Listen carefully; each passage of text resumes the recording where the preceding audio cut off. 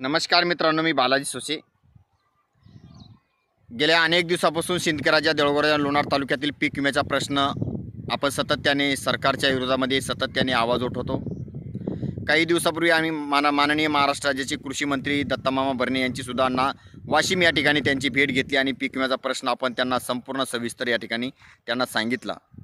आणि आपण त्यांना सांगितलं होतं 20 तारखेपर्यंत आमच्या पीक विम्याचा प्रश्न मार्गी लावा, नाही तर 20 तारखेनंतर आम्ही आंदोलनाची दिशा ठरविणार. म्हणून मी सर्व शेतकऱ्यांना विनंती करतो, 20 तारखेपर्यंत आपल्याला कुठलंही राज्य सरकार किंवा कृषी विभाग कार्यालयाकडून कुठलंही निवेदन किंवा कुठलंही आश्वासन आलेलं नाही आहे. आता ह्या क्षणापर्यंत तरी आलं नाही. आज जवळपास 2 जून आहे, अजूनही सुद्धा कृषी विभाग किंवा पीक विमा कंपनीकडून काहीच आपल्याला उत्तर आलेलं नाही आहे. म्हणून सर्व शेतकऱ्यांना एक विनंती करतो, येणाऱ्या 8 जून रोजी सिंदखेडराजा या ठिकाणी पीक विम्यासंदर्भात भव्य मोर्चा या ठिकाणी आपण आयोजित केलेला आहे. पण मोर्चाचं स्वरूप कसं असणार आहे मी थोडक्यात तुम्हाला सांगतो. ज्या शेतकऱ्यांनी 2025चा आणि 24चा पीक विमा भरला आणि शेतकऱ्याला मिळाला नाही, अशा शेतकऱ्यांनी पीक विम्याची पावती सोबत आणायची. आपण एक सोशल मीडियावर एक निवेदन आपण त्या ठिकाणी फॉरवर्ड करणार आहे. तो अर्ज भरून संबंधित कृषी विभाग कार्यालय किंवा SDO कार्यालय सिंदखेडराजा या ठिकाणी आपल्याला द्यायचं आहे. आणि ते निवेदन, ते पीक विम्याची पावती सिंदखेडराजा देऊळगाव किंवा लोणार तालुका कुठला असो, निवेदन एकाच ठिकाणी द्यायचं आहे. सिंदखेडराजा या ठिकाणी द्यायचं आहे, आपल्याला निवेदन द्यायचं आहे. कारण सिंदखेडराजाला निवेदन दिलं तरी ते बुलढाण्याला जाणार आहे, आणि लोणारमध्ये दिलं तरी ते बुलढाण्यालाच जाणार आहे. आणि देऊळगावचं निवेदन दिलं तरी ते बुलढाणा तालुका जिल्हा कृषी अधीक्षक कार्यालयाला जाणार आहे, आणि जिल्हा कृषी अधीक्षक कार्यालयातून ते पीक विमा कंपनीकडे जाणार आहे. त्यामुळे निवेदन आपल्याला एकाच ठिकाणी द्यायचं आहे. सिंदखेडराजा आणि लोणार आणि देऊळगाव तालुक्यातील सर्व शेतकऱ्यांनी एकत्र येऊन 8 जूनचा हा मोर्चा भव्य दिव्य करायचा आहे. आणि आपलं ते निवेदन जे असणार आहे, प्रत्येक शेतकऱ्याचं पर्सनल निवेदन असणार आहे. प्रत्येक शेतकऱ्याचा त्या ठिकाणी तो अर्ज असणार आहे. तो अर्ज त्या ठिकाणी द्यायचा आहे.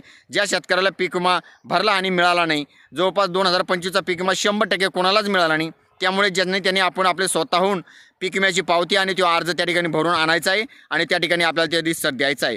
विषय असा आहे की जे शेतकरी त्या ठिकाणी अर्ज देतील, जे शेतकरी त्या ठिकाणी पीक विम्याची पावती देतील, अशा शेतकऱ्यासाठी वेळप्रसंगी मुंबईच्या मंत्रालयाच्या दारात जाऊन जरी आंदोलन करण्याची वेळ आली तरी आम्ही त्या ठिकाणी स्वस्थ बसणार नाही. शेतकऱ्यासाठी सतत त्यांनी संघर्ष करतो आणि करत राहणार आहे. पण काही शेतकरी असे आहे की घरी बसून कोणाजवळ तरी पावती देतात, माझा अर्ज त्या ठिकाणी द्या. मित्रांनो, असं करू नका. कारण त्या ठिकाणी आपल्या हजारोच्या संख्येने, लाखोच्या संख्येने त्या ठिकाणी शेतकरी आपल्याला दिसायला पाहिजेत. कारण तुमच्या भरोश्यावर, तुमच्या आशीर्वादानेच ते आंदोलन त्या ठिकाणी यशस्वी होणार आहे. कारण 1-2 शेतकऱ्यांचे आणि 10-20-100 शेतकऱ्याचं आंदोलन नाही आहे. कारण पीक विमा हा जवळपास कंपनीने 100% आपला नाकारलेला आहे, जवळपास निश्चित झालेला आहे. सर्वांनी एकत्र आलं तरच आपला संघर्ष यशस्वी होईल. जर सर्व एकत्र आले नाही तर जवळपास पीक विमा मिळेल याची शाश्वती जवळपास 100% आता कमी झालेली आहे. कारण आपण सर्व यंत्रणेला आपण निवेदन दिलं, आश्वासन दिलं, त्यांनी सगळ्या गोष्टी आपण केल्या, पण त्यांच्याकडून कुठलीही हालचाल नाही. म्हणून येणाऱ्या काळामध्ये 8 तारखेला आपल्याला तर मोर्चा काढायचा आहे, पण असा मोर्चा नाही काढायचा की भव्य दिव्य मोर्चा काढायचा आहे. सरकारची पायाखालची वळू आपल्याला त्या ठिकाणी सरकवायची आहे आणि शेतकऱ्याला पीक विमा कसा मिळेल या दृष्टिकोनाने त्या ठिकाणी करायचं आहे. कुठेही अनुचित प्रकार घडू नये याची सर्वांनी नोंद घ्यावी. आंदोलन शांततेने होणार आहे आणि त्या ठिकाणी आपण महाराष्ट्रामधल्या सर्व शेतकरी नेत्यांना आवाहन करणार आहे. त्या ठिकाणी स्वतः आपण त्यांना फोन करणार आहे की आमच्या या आंदोलनामध्ये, या पीक विम्याच्या प्रश्नासाठी एकदा तर तुम्ही सर्वांनी एकत्र या.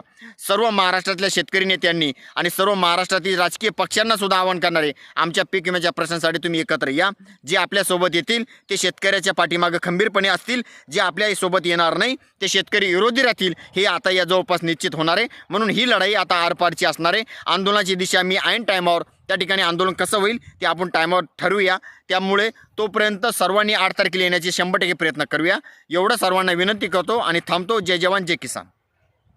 दिनांक 8 जून, वेळ 12 वाजता सिंदखेडराजा येथे.